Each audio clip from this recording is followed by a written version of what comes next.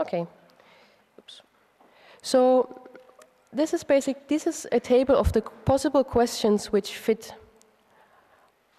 we can ask. So we pick just one of these at random, and we're going to ask, say, Alice 0, the cat 0, and Bob 0 in this case. In this case, we'll ask Alice 1, and the cat 1, and Bob 0. And these are the possible answers that they could give. So this is like the first one corresponds to Alice's answers, then Bob's answer, and then, the cat answers, and then Bob's answers. And so for this question, only these are winning answers that they could give us. And for this one, so here the OR is obviously 1 in all these cases, so then we always have these answers as possible winning answers. Okay, so let's just forget about entanglement for a second and think about some strategy that they might want to play. For example, they might agree that, okay, Alice is just gonna give exactly the same, take the question and make the answer the same as the question. The cat is going to take the not of the question. So if she receives a 0, then she's gonna answer a 1. And Bob always says 1. Whatever we ask doesn't matter. Okay, so let's just see how this naive strategy performs. Suppose we gave them the 0, 0, 0 question, then they actually win the game here. And likewise here, they also have a winning strategy. So what happened here is just, suppose this was the question, then of course Alice is just going to return the question, the cat gave the not of the question, and Bob's always going to say 1. So this always works great, except for this case. So in that case, they will lose. Okay. So note that if we pick just one of these at random, then they're going to win 3/4 of the time. Okay. Now, let's think about what they could play. Let's assume that the world really works like that we have cheat sheets. Really, everything is already determined. We don't know it yet. The cat has some kind of sheet where it says, if I receive a 0, then I'm going to answer 1, for example. If I receive a 1, then I'm going to say this. Suppose that this is really how it works. In that case, we can actually determine that they cannot win all the time. Now, why is this true? Now, this here means, I'm using notation here a little bit. So this actually means that A of 0 is the answer that Alice will give upon the reception of question 0. And likewise, this is the answer that cat is going to give upon the reception of question 0. And in this case, remember that we had this requirement. We can actually reason by just summing up all these things on this side and on this side. This would actually require that 0 equals 1. So clearly, there is no assignment that we can make here, which would always allow us to win.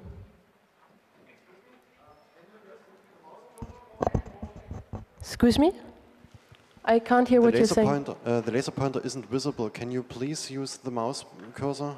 I assume it will not be visible on the video after the Congress. Okay. Thank you. Okay. Okay. All right. Okay. So in a world which consists of these cheat sheets, they cannot win all the time. Okay. I'm not going to through how this works exactly because it's easy to look it up because it's a very well-known game, namely the GHZ game. If there exists a certain entangled state that they can share beforehand, remember we allowed them to talk together beforehand, so they might also go and share whatever state they want, then there exists a strategy, namely all they do is if they measure a 0, then they're going to measure in one basis, and if they receive a 1 question, then they're going to measure in the other basis, and they just take their measurement outcomes as the answer. And in fact, it turns out that in this case, they win all the time, 100% of the time. We can run this 1,000,000 times, and they will always convince us. So clearly, from this, we must conclude that maybe something else is going on.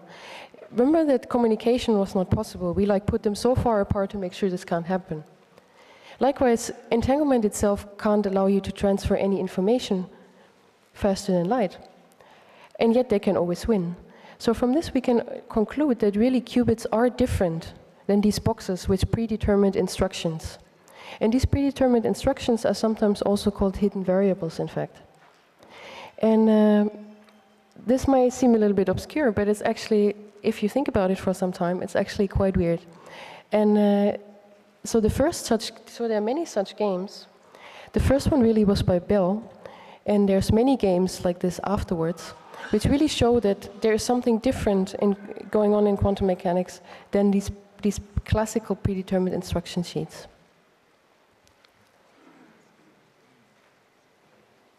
Okay, this is great. I probably find this entertaining enough, but probably I should fabricate some excuse why this is also interesting.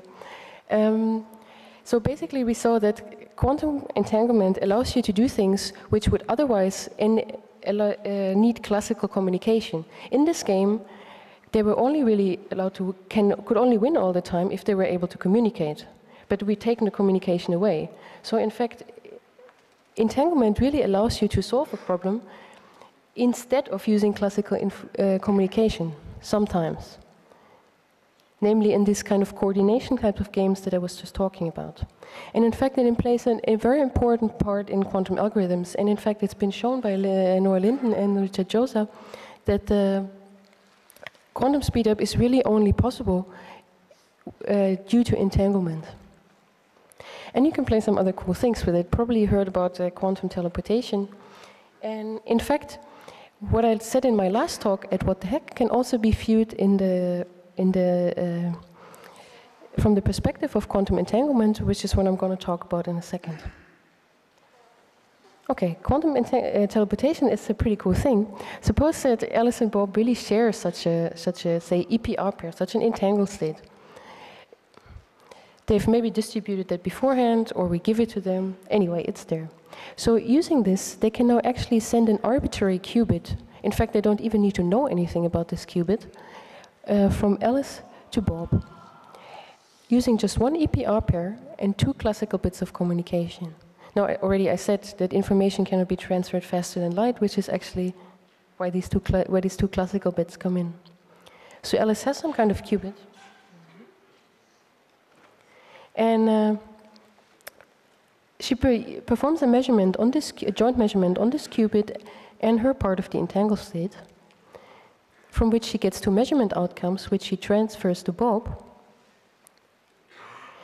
And after that, so they've used up this entanglement, the qubit is actually over here to Bob. And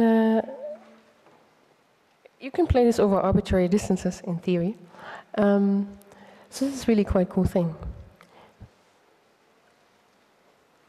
Now, I also said that it has some applications to cryptography.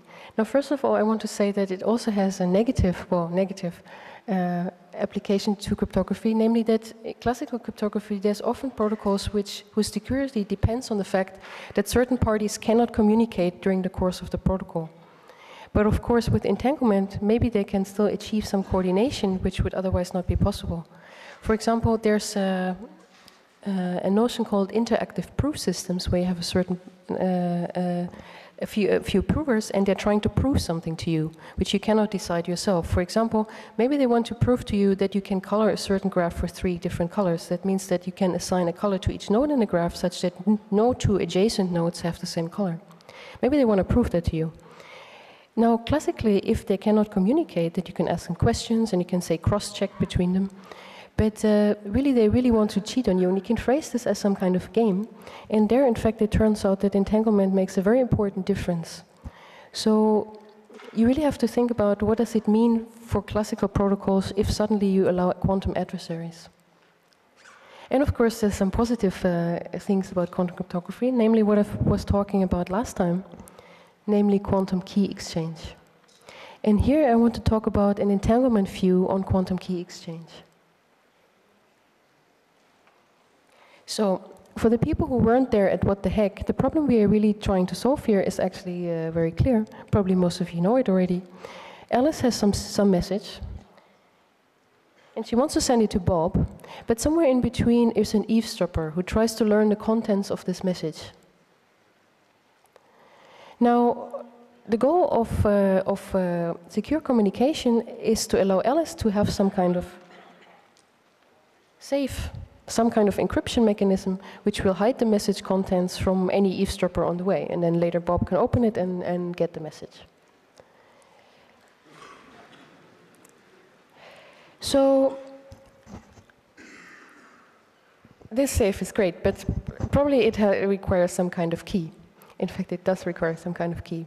So Alice has a key, and let's just assume that Bob has the same key, then they can use this to lock the safe.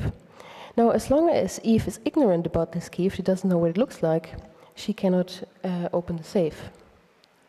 But there's a little bit of a problem, because say Alice and Bob are still on Earth and on Mars, where we put them, and, but now they want to communicate securely. So how do they get the key across? In fact, if you just send some messages, maybe Eve is going to intercept the messenger, learn the key, and just open the safe herself. So the problem we are trying to solve here really is how to get the key from Alice to Bob. So secret key cryptography has many classical examples. I mean, you're familiar with them: DES, IDEA, AES, whatever. They have an advantage. They're short keys, but really they're only computationally secure. And I mean, they're not really proven to be secure. So the only really absolute secure system is a one-time pad where the key is equally long as the message. Now this seems hugely impractical, of course, because we need to transfer huge amounts of key. But this is really the only system which is later secure. So how does a one-time pad work? It's really very simple. Suppose this is one bit of the message that Alice wants to transmit, and this is one bit of the key. She just takes the XOR of these two things, and sends it over to Bob. Bob, who has exactly the same key as Alice, again takes the XOR and outfalls the message bit. So there's a very simple example where we have the message and we XOR it with a key, so we get the encryption, and then Bob just goes the other way around to get back the message. Okay. Like I said, the problem here is how to get the key across. And you might say, why not use some kind of public key cryptography? I mean, public key cryptography is also based on non-proven assumption, for example, that factoring is a hard problem. And it can in fact be broken if one would build a quantum computer also retroactively. So what we really want is the perfect security from a one-time pad without the need for a secure channel. And this is what quantum cryptography addresses. And last time at What the Heck, I was telling you a protocol how this works, but here I want to view it purely from the perspective of entanglement, which was first done by Arthur Erkert in '91. So let's just make an assumption, okay? We have Alice and Bob and some malicious eavesdropper. And let's just suppose that out of the sky, Alice and Bob would already have 2 qubits which are entangled in this way. Suppose we had that. Then clearly Alice can just measure it, and she obtains a random bit, red or blue, and they'll use this as a key. But we just shifted the problem somewhere else, which is that how are we going to distribute this EPR pair? Let's just try some really naive way. Alice is going to just create 2 photons, which are in fact entangled, and she'll send one of them over to Bob. So great. But remember that there was Eve, so maybe Eve captured Alice's transmission. Or in this simple protocol I was just describing, there's even a worse scenario. Maybe Eve is now entangled, in fact, with Alice and Bob, which means that Eve also holds a qubit, and the total state of the system is going to be described this way. What does that mean? That means that if Alice would now measure, as we did before, then the state would collapse. And if they had agreed that they both would take their measurement outcome as the key, in this